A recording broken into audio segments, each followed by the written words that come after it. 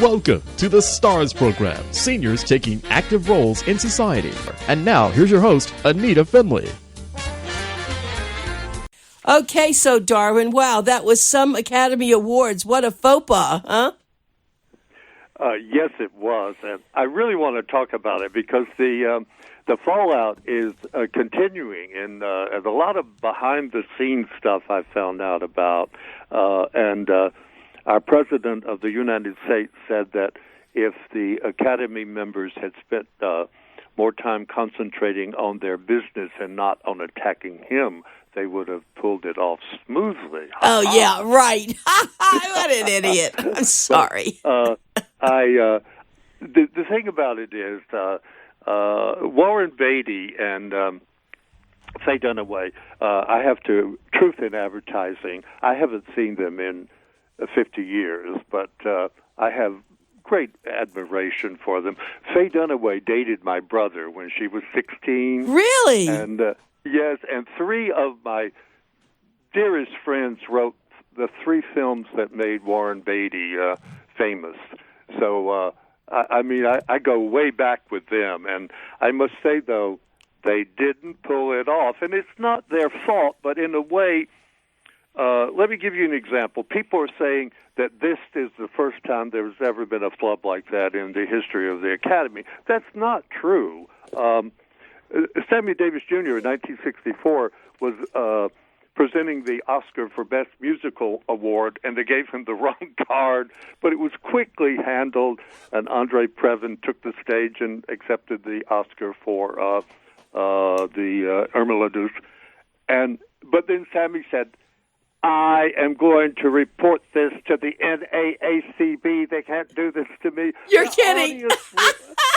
The audience roared, and it was all forgotten.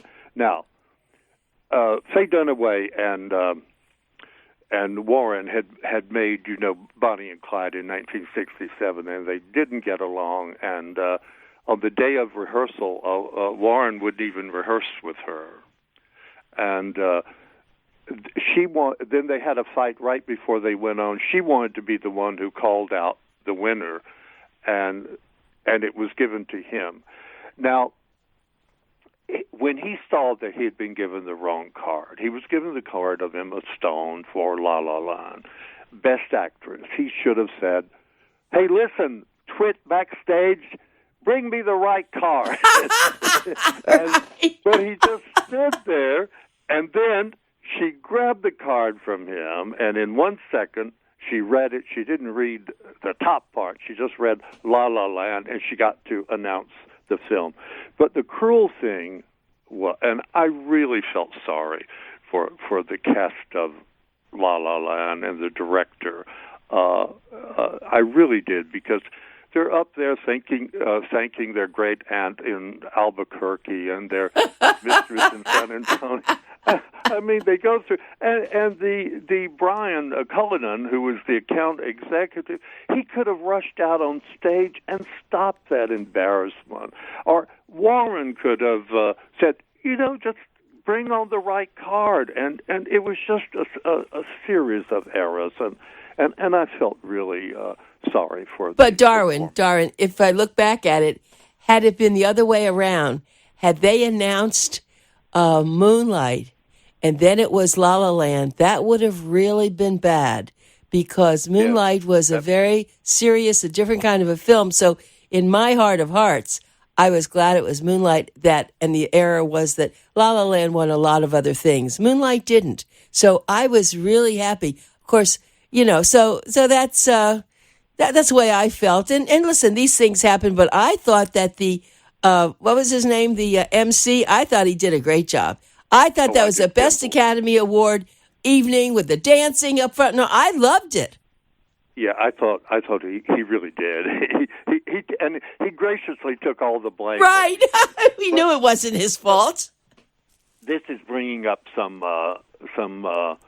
serious problems. First, about Moonlight has triggered a very strange thing is happening. More and more film writers are calling the Best Picture Oscar fool's gold, meaning in the old days, studios would pour millions of dollars into a production because they knew a Best Picture win would bring millions and millions at the box office. That is no longer true. That's why they mean, for example, 3 recent pictures, Spotlight, Birdman, and 12 Years a Slave, won Best Picture, but it wasn't followed up at the box office. I'll give you an example. I was in London when they awarded The Artist, which was a silent picture, Best Picture in 2012. And that's the first time in my history I'd never seen the Best Picture. So I went immediately the next night to see it. And there were 8 people in the audience the night after it won. And down the street they had a zombie movie. They let out about the same time. And I was practically walked out of the theater alone. And the zombie hordes poured out. And I said, oh, Best Picture ain't what it used to be, you know. And now Moonlight is not doing well at the box office. La La Land has grossed more than $150 million, and there's no end in sight, I think. The New York Times recently did a survey. Moonlight seems to have played in near your home, near your town, Miami, Washington, Los Angeles, Seattle, San Francisco, you know, Chicago, New York, Atlanta, and it doesn't go over in North Montana. No, but let me interrupt you to tell you that I thought Hidden Figures should have won. I thought that was the best movie. It was, you know, it was a more like a documentary, but the acting was superb. I loved that movie. Well, yes, and that movie, of course, which featured 3 very talented African-American actresses, is actually doing very, very well at the box office. Good. But now Moonlight is being cited for its all-black cast who won Oscars, and they certainly deserved it, and also the first film with an LGBT theme. But there's a great polarization about those 2 groups of America. A lot of African Americans detested it because they felt it portrayed black people in a very bad light. For example, one of the leading roles was a drug dealer in Liberty. I'm sure you've been down there. Liberty City, sure. I used to go down there because they had 2 great restaurants. Had fabulous food. And Mahershala Ali, what a name, was the first Muslim to win. But he played a drug dealer, and the young boy's mother was a crack addict, and so they didn't like. And also, as far as a gay boy, it suggested that if you come out, you're likely to be beaten up by 7 homophobic boys, and I don't know. It was sort of an unattractive portrait of both communities, but brilliantly done. But it's caused a lot of negative press. So I have to be honest with you. I have, because of Bill's memorial, I haven't really gone to the movies. But the other night, my friends wanted to go to the movie, and I had a choice of Moonlight, La La Land, or Hidden Figures. Guess what I saw? Hidden Figures. Right. I didn't see Moonlight yet. Yeah. Well, it's a very, very downbeat film, and it will have a limited audience. The days of what many commentators are now saying, the days of Best Picture carrying now millions and millions at the box office may be over.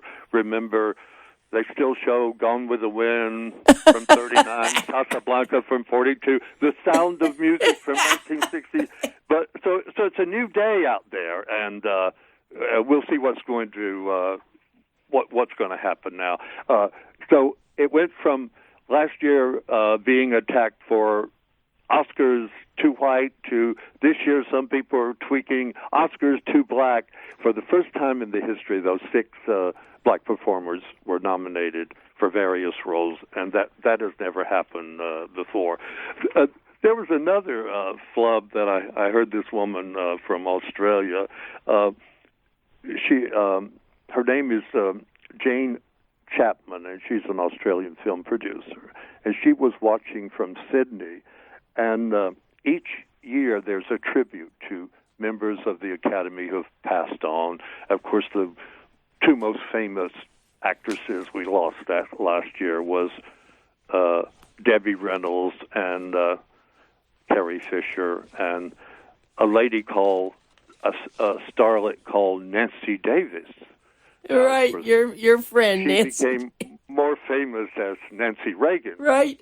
But so anyway, this Jan Chapman, the producer, she was watching the tribute, and suddenly she saw her picture flashed up by the Academy on the screen, and it wasn't. It was my picture, she said, but the dead person was Janet Patterson, who's a costume designer. And so she announced to the press in Sydney, she says, "Don't believe it. The news of my death have been greatly exaggerated." Oh, that's funny. You know. Now, just talk about some more of the repercussions from this. The viewing habits. People are going in now to the viewing habits of films. For example, in 1935, 65% of all Americans attended the movies at least once a week. Now, the latest figure compiled is the typical moviegoer sees 5.6 movies a year. Well, I have to tell you, wait a minute, I have to just interrupt you on this one. Years ago, Bill and I went every single week with friends to the movies. Every week. We then stopped going, and it wasn't that they weren't great, but we just had such a busy life, and somehow we decided, okay, we'll see it another time, unless it was really spectacular. There was so much to see on television, we decided, well, we'll go see these other things. So I absolutely believe that. Well, you just made the point that's been proven, which is, for example, television is reaching a fantastic amount of production. The original films that are being made for television today are astounding, and the greatest loss in movie attendance is actually from young men. And of course, what are they doing? Video games, the internet, and so the golden age of movie attendance is really down. And then my attorney, who lives up the street, he says he and his wife always wait until they show them on Netflix or some other channel. So the idea of now, for example, in my neighborhood alone, there are 3 movie houses, one that used to hold 500 people, and of course people, they had to close down because people didn't attend movies, meaning they didn't go out to the theaters to see them anymore, and so that's been a significant change in the American population. And now what happened in Lake Worth, you're going to see it featured in this upcoming March issue. There's a great theater. I think it must have opened in the 1920s, and it keeps, it went down, it went up, and then it eventually had movies, but now it is a theater with live shows. They're wonderful. It isn't movies anymore. It's gorgeous. Olympia Theater. Think about that. That used to be movies, and now it's live theater. Well, that happened to that theater I just mentioned that had a huge theater right up the street from me. So I still go to it. But guess who I see now? I go to see Liza Minnelli, right? Ringo Starr, right? Are you ready? Sophia Loren. Right. She just appeared down here at Hard Rock. Amazing. Well, we're going to see Phantom of the Opera at the Kravis Center coming up, and I think that's what's happened, that so many good movies you can get on TV, and you don't have to go. But now the other thing that's happened for me is when you go to some of these really fancy movie theaters, they have plush chairs you sit in. They serve you food. So that's what they're trying to do. They're saying, okay, here you can go to a movie. You can have a wonderful dinner. You can be relaxed. You can have a drink. That's how they're getting them to come. Yes, it's a wonderful experience if you have the time. We don't have a lot of time, but I want to bring up one aspect that came out. There's a little case of maybe, let's call it sibling rivalry. Now, the greatest sibling rivalry in the history of Hollywood was the feuding sisters Joan Fontaine and Olivia de Havilland. They competed for not only sometimes the same movie roles, but the same men off screen. In fact, one night within a period of 2 nights within a period of 48 hours, Howard Hughes proposed marriage to both of them. Maybe it would be a triple wedding. After all, he was Howard Hughes. Right. I'm saying Howard Hughes because you're one of the people who really know and who Howard Hughes was. This new generation, they don't know who Betty Davis and Joan Crawford were, so we've talked about that before. But here is what is I call it one brother rises, another brother sinks, and that's the conflict going on. Not that they dislike each other; they probably love each other. Is between Ben Affleck and his brother Casey Affleck. Now, I was rooting for Casey to win for Manchester by the Sea, and he did. And I think it was a brilliant, restrained performance. I mean, it's a bit depressing. A bit depressing. It's very depressing. But they're both are actors now, and they're in the same field, and there's a little jealousy there. For example, 2013, the big brother Ben won for Argo, and he was top of the world. But now his last movie, it's called Live by Night. It was a Prohibition-era gangster film, and Warner Brothers they spent a staggering $75 million on it, and it's taken in only $16 million. But he is a great actor. I don't know about, his brothers, that's a different thing, but he really is an extraordinary actor. You're talking the big brother? Or yeah, the big brother? Yes. Oh, yes. I mean, he's also had, at the beginning of this century, he had 4 of the biggest flops in the world, and then he keeps coming back, and I'm sure he will come back again. But Little Brother is doing very well for that performance he gave in Manchester by the Sea, and I thought he did it very, very brilliantly. And what is Ben's wife? Beautiful? Is that, I forget what her name is. Ben Jennifer Affleck. Garner, and yes, and now to make matters worse, she's now divorcing right. him. And, I mean, let's face it, you have the good years and the bad years, right? But this fallout, I want to. There's one more thing I want to. It's amazing how this is affecting people. It was just Michael DeLuca. Now he did He produced 50 Shades of Grey. Yeah. And he also produced the Oscar show. Now I learned that he was set to become the new CEO of Paramount, and apparently they pulled the plug on him.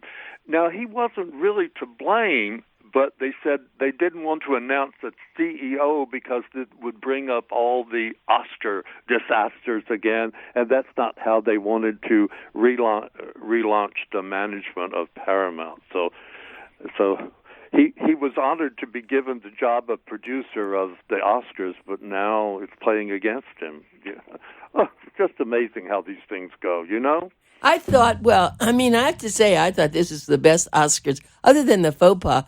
I loved watching this. It was so filled with fun and dancing, and I loved it. Yeah. Now, most of the pre-press was about whether it would become political, and indeed, many of the speeches, particularly with Kimball, Kimball really delivers a great punchline. Right. But right. They were really expecting Mahershala Ali deliver an attack on Trump because he had won previous awards, and as a Muslim, he protested vigorously against the president's initial ban on Muslims from those 7 countries. But at Oscars, he didn't. He avoided it entirely. There was one other thing that I thought was very sad. Denzel Washington was producer and director of Fences. Now, Viola Davis playing his wife, she did win a supporting actor. But no man has ever tried so hard to win another Oscar. And, Denzel has won 2 Oscars already. I know you get the New York Times, but I just wondered if your edition. I went out and I thought when I picked up the Times, landed on my front porch, I thought it was an advertising circular. The New York Times was covered in a 6-page color advertisement for Fences. Really? The most expensive advertising ever taken in an American newspaper by a movie producer. And the advertising up here, it costs millions and millions of dollars. And no one is, but he lost. And it was sad when the camera moved in on him because he was crying. Was he really? It was, usually you don't see that. They put up a brave front, but it was obviously that his heart was broken, and I sort of felt sorry for him. Well, let me say this. Coming up in April, I'm going to feature him. It's funny you should mention him because he went to a place where there are a lot of servicemen who had just come back from Afghanistan, and they were doing some fantastic things. And on the spot, they were doing new homes and stuff, he said, "How much does that cost?" He stood there and wrote a check for one himself. I mean, he is a fantastic guy, and I'm featuring that in the April issue. I think he is the finest. Forget being black or white. He is one heck of an actor. I love him. Yeah, he did. He's done brilliant performances. Now, I must tell you, as I rush off now, you will not believe what I'm doing today. What could that be? My house is being turned over for fashion shoots on summer fashions. Really? And there'll be all sorts of scantily clad people running up and down all over You hate the place that. today. I know you hate that. I have seen some of the summer fashions for women, and all I can say is the dress designers did not use a lot of fabric.